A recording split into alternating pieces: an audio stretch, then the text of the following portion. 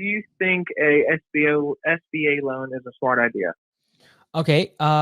Give me a little bit of context. Are you just getting started? Have you grown the business a bunch? Why are you getting the SBA loan? We have a low capital. I'm only solo right now, looking to expand into getting a second truck and also having enough capital to do marketing.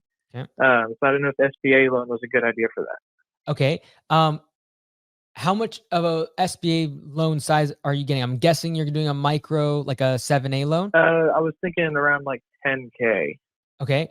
I would say if you're going for 10K and it's going to go towards, are you going to be using it for the second truck or mostly marketing and other things? Mostly marketing. Okay. So I would say, and also having capital on hand. So capital and okay. This is probably going to be a much faster process to go through your local credit union and get either a line of credit or a small business loan through your credit union. The reason I say this is because just getting all your documents in place, the SBA will likely, you'll walk in, they're like, oh yeah, a few weeks. I have yet to see an SBA loan, a 7A microloan even, close less than 2 months. And so I would prefer that. I would also say, assuming that you think you have the track record to actually collect on money quickly, i.e. get customers and within a month or two be able to get more money than what you paid into the customer acquisition cost.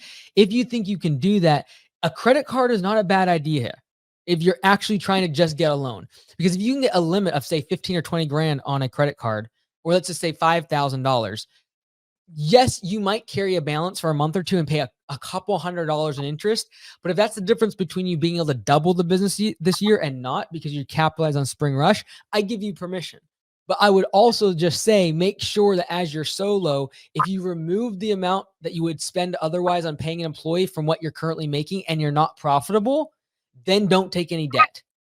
So how much are you charging right now per hour when you're solo? We're doing 80 an hour. Got it. And when you say we, is it mostly you and then you just have a helper or just you by yourself mostly? I just hired a second guy recently to get ready for spring rush. Got it.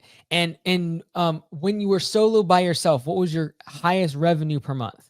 14,000. Got it. Cool. And are you mostly doing recurring services? Are you doing projects? What's sort of your service mix? I want to do like 90% reoccurring just because with the economy and how it's going, I want to stick with mainly reoccurring.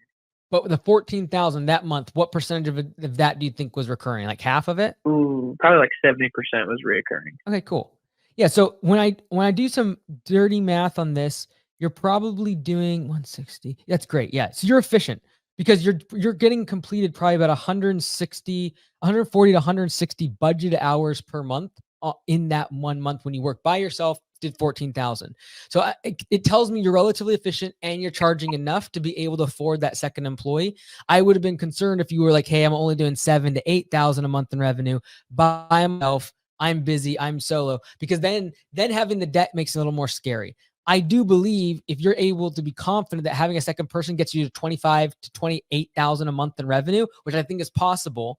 If you think, if you have the math to back that up, then I'd give the stamp of approval on trying to get a $5,000 or $10,000 loan from your credit union, or even doing a credit card and knowing that you're going to pay a few $100s in interest. Just know that if you just slow down by 1 year, like instead of trying to get to your goals this year, you wait till next year, you probably wouldn't have to go into that debt.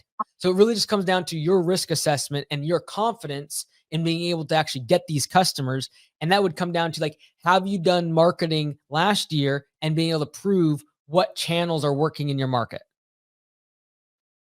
Do you have any recommendations on credit card companies?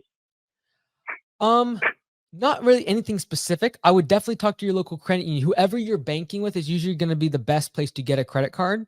I would say though, before you go into debt, I would make sure that you know when you spend money on marketing, what your return is going to be.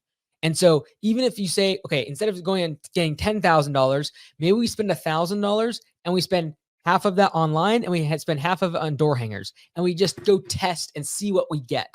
Because if we then know that spending that $1,000 led to an extra 40 customers and a bunch of projects that came in, now I have way more confidence to go spend the $10,000 and even potentially go in a little bit of debt. But if you spend $1,000 and you literally don't see any return from it, I'd be more careful going out and getting $10,000 worth of debt that you'll be paying high interest on, very high. Credit card, you're looking at 20 plus interest. If you get a line of credit or any sort of loan from your bank, even, you're looking at 8, 10, probably 12% in interest. So that's not cheap. That's going to be a few $100s per month in just interest on that loan. So I just be very careful if it sounds like you have checked the box of like efficiency and you're high enough pricing.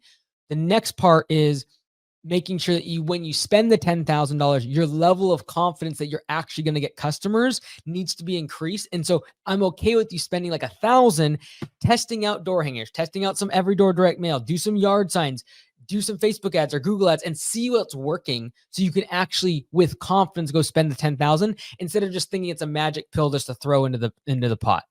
Does that make sense? So, yeah, door hangers are working the best right now. My only issue is trying to figure out what neighborhoods are the best to put them out in. This is just a matter of testing, right? The cool thing about door hangers is, for $1,000, you can literally get almost 10,000 door hangers. And so, in a matter of, I'd say $3,000 to $5,000 door hangers, you can test a pretty good amount of your market. So I would look at, okay, here are all the neighborhoods. I'm going to categorize them by maybe income, maybe by size of the house or the average home value. You could do that if you really wanted to. But honestly, I think action right now is the main thing because you have more time than money. And so I would go out and do those door hangers and just keep cranking on them and just keep track. Like as you're doing them, okay, how many did I deliver today? How many leads came in?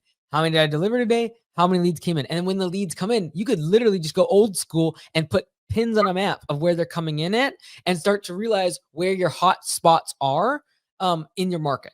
Does that make sense?